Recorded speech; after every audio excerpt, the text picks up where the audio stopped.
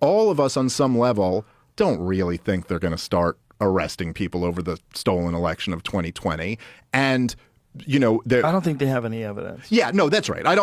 I completely agree. I'm just saying, like, once you've made these statements and your administration is in. Answer. No, I remember. It was one of the most interesting parts of your podcast with him was, like, when you asked him about that, it was like he really didn't have anything to back it up. If that was you or if that was me, I mean, if there was some reason why I knew that they did something and I could give you all the facts, I would have that ready for anybody. What's up, everybody? Major retired Patriot Ojeda here. And Joe Rogan, a guy who started out as a stand-up comedian, is now this massive personality with a cult following. Joe Rogan's audience has always been the gullible and the sickos entertained by watching the gullible make fools of themselves.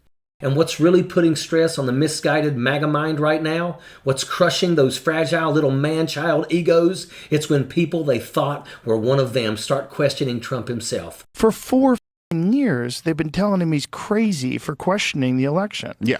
So after 4 years, I'd have a tight 10 minutes on the election where I could just rattle off at you and rock your world with it. Like, these are the facts, Jack.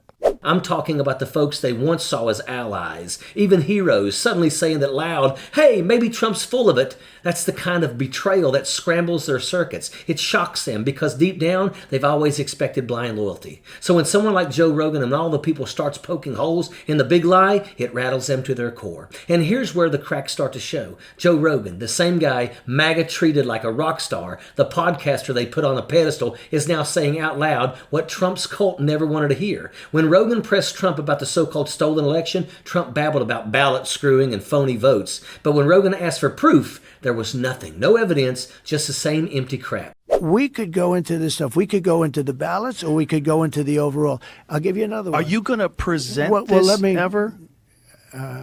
Rogan spelled it out later. If Trump had the goods, after 4 years of being called crazy, he should have had the tight 10 minutes ready to rock the world with evidence. But he didn't, because there was never any evidence. The big lie was always a lie. And even now, Joe Rogan, of all people, is saying it. And then Rogan tries to cover his tracks. He shrugs and says, well, maybe there was some speculation. Maybe some shenanigans with the mail-in ballots. Electronics can be hacked. Shenanigans, Joe? That's about the level of your audience can process. Cartoon words for cartoon brains. But here's the thing. When you admit that there's no evidence, you're saying out loud what we've known from the start. No shit, Sherlock. What the hell do you think Benny Thompson, Liz Cheney, and the January 6th committee were putting forward?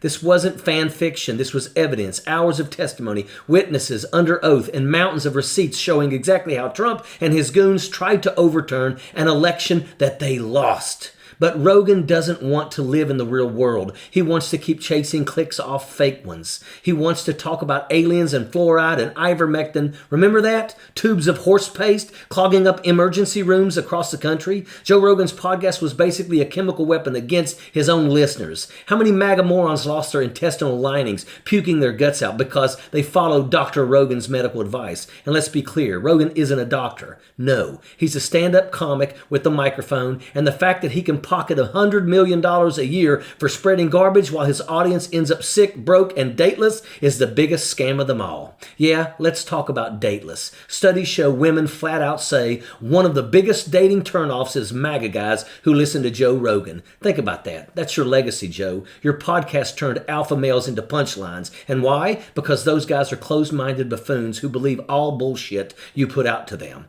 They'd rather quote a UFC announcer and former Fear Factor host like he's gospel than listen to scientists, doctors, or people who actually contribute something to society. You're not a virologist. You're not a policy expert. You're a comic who lucked into a biggest podcast in the world and then used it to make gullible men less dateable and more delusional. You've created a generation of guys who think they're rebels, but women see right through it. And while Rogan's rambling about shenanigans in 2020, he's silent on the real story, the circus of the last election. He doesn't want to talk about how Elon Musk greased the skids for Trump, or how swing states that leaned Kamala Harris before the votes were counted magically flipped red by morning. Rogan doesn't touch that because it doesn't fit his brand of conspiratorial theater. He'd rather keep his audience chasing ghosts in 2020 than looking at the real world rigging happening right now.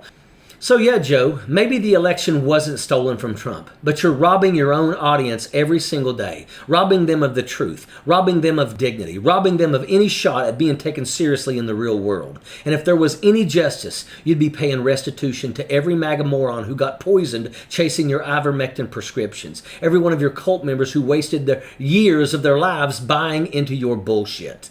Because when even Joe Rogan says out loud that Trump had no evidence, the big lie finally eats itself. The Pied Piper admits the flute is busted, and now MAGA's left looking around, wondering who's going to perp walk them next. And that is an absolute fact. Sappers clear the way, airborne all the way.